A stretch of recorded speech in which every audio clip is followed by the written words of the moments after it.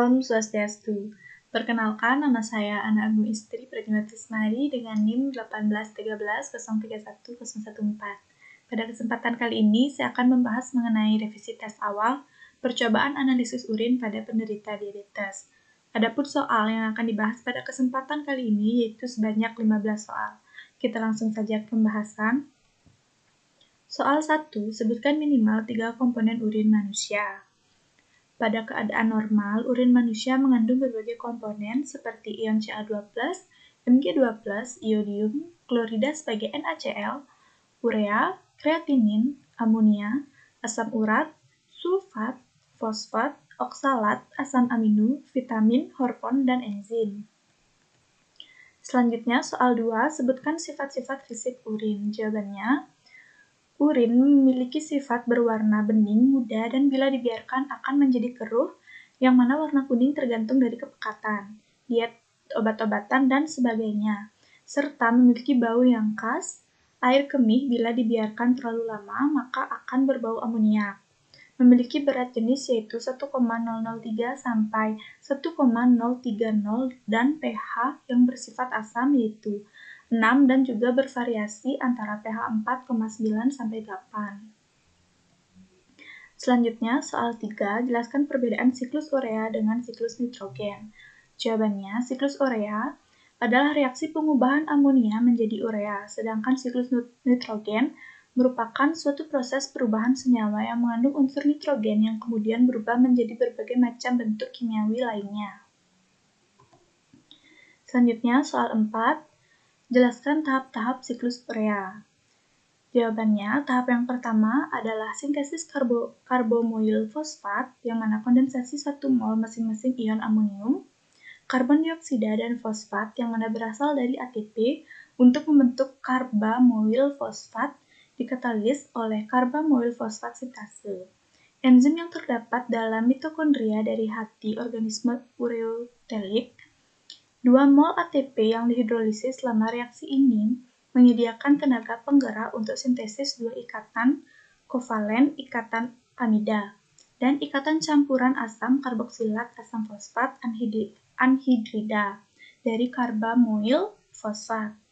Di samping Mg2+, suatu asam dikarboksilat lebih disukai N-asetilglutamat dibutuhkan. Peranan tepat N-asetilglutamat tidak diketahui dengan pasti. Kehadirannya menyebabkan banyak perubahan konforsional atau penyesuaian bentuk dalam struktur karbamoil fosfat sintase yang membuka gugus sulfidril tertentu, menyembunyikan gugus lainnya, dan mempengaruhi afinitas enzim untuk ATP.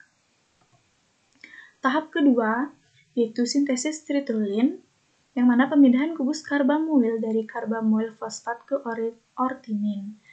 Membentuk citrulline plus PI dikatalisis oleh L-ortinin transkarbamoilase mitokondria hati. Reaksi sangat spesifik untuk ortinin dan keseimbangan cenderung kuat ke sintesis citrulline. Tahap ketiga yaitu sintesis argininosuksinat. Dalam reaksi argininosuksinat sintase aspartat dan citrulline diikat bersama melalui gugus amino aspartat. Reaksi membutuhkan ATP dan keseimbangan cenderung kuat ke sintesis arginosuksinat. Selanjutnya, tahap keempat adalah pembelahan arginosuksinat menjadi arginin dan fumarat. Pembelahan reversibel arinosuksinat menjadi arginin plus fumarat dikatalisis oleh argininosuksinase, yang mana suatu enzim hati dan jaringan ginjal. Reaksi berlangsung melalui mekanisme pembuangan trans. Fumarat yang dibentuk dapat dikonversi menjadi oksaloasetat melalui reaksi fumarase dan melat dehidrogenase dan selanjutnya ditransaminasi untuk membentuk kembali aspartat. Yang selanjutnya, reaksi kelima adalah pembelahan arginin menjadi ornitin dan urea. Reaksi ini menyempurnakan siklus urea dan membentuk kembali atau regenerasi ortinin. Substrat untuk reaksi 2, pembelahan hidrolitik gugus 2 nidu dari arginin dikatalisis oleh arginase yang terdapat dalam hati semua organisme ureotelik. Dalam jumlah yang kecil, argininase juga terdapat dalam jaringan ginjal, otak, kelenjar mamai, jaringan testikuler, dan kulit. Arginase hati mamalia diaktifkan oleh CO2+ dan MM2+, ortinin, dan lisin merupakan penghambat kuat yang bersaing dengan arginin. Selanjutnya, soal 5. Apa yang dimaksud dengan oligouria? Jawabannya, oligouria merupakan kondisi medis di mana keluaran urin seseorang lebih sedikit atau mengalami penurunan dari normal. Jumlah urin dikatakan sedikit bila kurang dari 1 ml per kilogram berat badan per jam untuk bagi bayi dan 0,5 ml per kilogram berat badan per jam untuk anak-anak. Oligouria atau volume urin berkurang dapat ditemukan pada berbagai keadaan, misalnya pada saat demam, nefritis akut, glomerulonephritis kronis, gangguan hati akut, diare, dan gagal jantung. Selanjutnya, soal 6. Apa tujuan penggunaan bahan pengawet pada pengumpulan urin 24 jam? Jawabannya, tujuan untuk meminimalkan degradasi yang terjadi dengan kondisi penanganan dan penyimpanan yang bervariasi. Pengawet urin yang umum digunakan yaitu termasuk asam borat, asam klorida, asam asetat, dan asam oksalat. Selanjutnya, soal 7. Pada uji pigmen empedu pada analisis urin, yaitu sebanyak 2 ml HNO3 pekat dituangkan ke dalam tabung reaksi, kemudian ditambahkan 2 ml urin.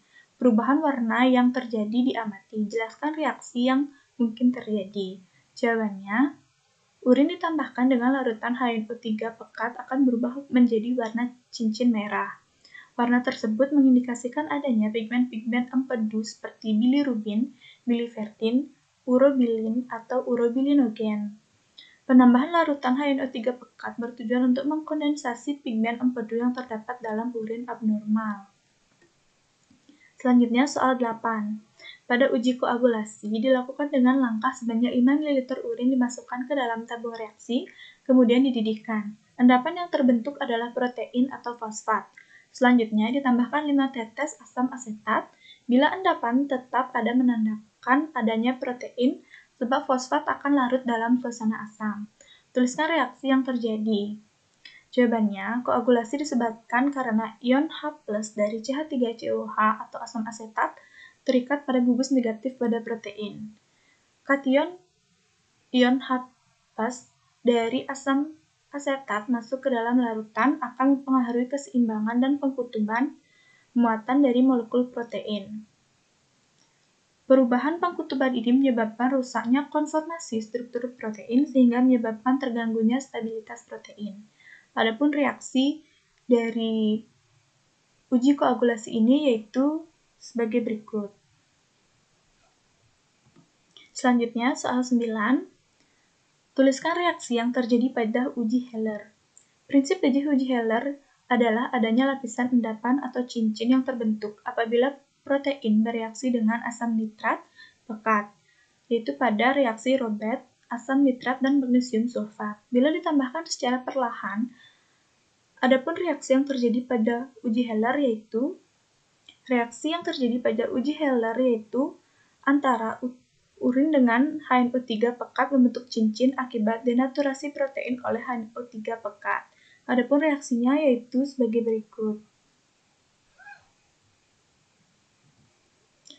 Soal 10, sebutkan makna uji Benedict semi-kualitatif pada analisis urin. Jawabannya, uji Benedict semi-kualitatif ini dilakukan untuk mengetahui kandungan glukosa dalam urin yang dapat dilakukan secara semi-kualitatif, yang mana prinsip dasar uji Benedict adalah gugus aldehid atau keton bebas gula akan mereduksi kuprioksida dalam reaksi Benedict menjadi kuprooksida yang berwarna. Hasil positif yang ditunjukkan dari uji Benedict yaitu timbulnya endapan yang berwarna hijau kuning atau merah. Pengujian Benedict ini dapat memperkirakan secara semi-kualitatif kadar gula yang terkandung dalam urin. Selanjutnya, soal 11. Jelaskan uji penetapan kadar kreatinin urin. Jawabannya, uji ini didasarkan pada reaksi antara asam pikrat 2,4,6 trinitrophenol atau TNP dan keratin yang menghasilkan kompleks kreatinin pikrat yang berwarna kuning jingga dalam keadaan basah. Kompleks ini terbentuk dengan pemberian proton nitrogen oleh asam pikrat kepada kreatinin dalam suasana basah yang kemudian terbentuk kreatinin rantai lurus. Terbentuknya warna kuning jingga ini menunjukkan hasil positif yang merupakan tanda telah terpecahnya kreatinin dalam urin dan menjadi garam asam pikrat. Oleh karena itu, uji ini dapat digunakan untuk mendeteksi keberadaan kreatinin dalam urin. Adapun cara uji penetapan kreatinin dalam urin yaitu sebagai berikut. Yang pertama yaitu uji Blanco, yang mana caranya ke dalam labu ukur 100 ml ditambahkan sebanyak 1,5 ml NaOH 10%, 20 ml larutan asam pikrat jenuh, dan 1 ml Aquades. Kemudian dikocok dan didiamkan selama 25 menit. Larutan diencerkan ke dalam labu ukur sampai tanda batas. Kemudian diukur absorbansinya pada panjang gelombang 540 nanometer. Cara yang kedua yaitu dengan standar 1 dan standar 2. Adapun caranya yaitu ke dalam labu ukur 100 ml ditambahkan sebanyak 1,5 ml NaOH 10%, 20 ml larutan asam pikrat jenuh, dan 1 ml standar 1 dan standar 2. Kemudian dikocok dan didiamkan selama 25 menit. Larutan diencerkan dalam labu ukur sampai tanda batas, kemudian diukur absorbansinya pada panjang gelombang 540 nanometer. Dan untuk uji 1 dan uji 2, dengan cara ke dalam labu ukur 100 ml ditambahkan sebanyak 1,5 ml NaOH 10%, 20 ml larutan asam pikrat jenuh, dan 1 ml urin, kemudian dikocok dan didiamkan selama 25 menit. Encerkan larutan dalam labu ukur sampai tanda batas, kemudian ukur absorbansinya pada panjang gelombang 540 nanometer. Soal 12, uji indikasi Obermeyer sebanyak 8 ml urin dan 8 ml peroksi Obermeyer dicampurkan dalam tabung reaksi. Kemudian ditunggu beberapa menit dan ditambahkan 3 ml kloroform. Larutan dicampur dengan membalik-balik tabung kira-kira 10 kali. Kloroform akan mengekstasi biru indigo. Apakah senyawa biru indigo itu? Jawabannya, warna biru indigo diakibatkan karena adanya reaksi Obermeyer yang mengandung FeCl3 dalam HCl pekat mengoksidasi gugus indoksil membentuk biru indigo yang larut dalam kloroform. Soal 13, pada uji benda keton yakni sebanyak 5 ml urin dimasukkan ke dalam tabung reaksi, ditambahkan kristal amonium sulfat sampai jenuh, kemudian ditambahkan 2-3 tetes Na nitroprosida dan 1-2 tetes amonium hidroksida pekat. Didiamkan selama 30 menit. Hasil positif ditandai oleh warna ungu. Apa yang menyebabkan terjadinya warna ungu pada reaksi di atas? Jawabannya, yang menyebabkan terjadinya warna ungu adalah adanya reaksi sampel dengan Na nitroprosida, yang mana jika terbentuk cincin ungu pada perbatasan kedua lapisan cairan, maka urin menghasilkan uji yang positif mengandung benda keton. Soal 14, jelaskan peran enzim arginosuksinat liase. Jawabannya, adapun peran dari enzim arginosuksinat liase yaitu membantu L-arginosuksinat dipecah menjadi fumarat dan L-arginin. Selanjutnya soal 15, seiring dengan makin lamanya berpuasa, otak mulai menggunakan benda keton sehingga glukosa darah dapat dipertahankan. Jumlah protein otot yang diurai menjadi asam amino gluconeogenesis juga berkurang. Jelaskan akibat yang terjadi pada siklus urea. Jawabannya, jumlah protein yang diurai menjadi asam amino untuk gluconeogenesis menjadi berkurang, sehingga dapat menyebabkan terjadinya penurunan pembentukan urea. Baik, sekian penjelasan mengenai analisis urin pada penderita diabetes. Jika ada salah kata, saya mohon maaf. Saya akhiri dengan terima kasih. Om Santi Santi Santi Om.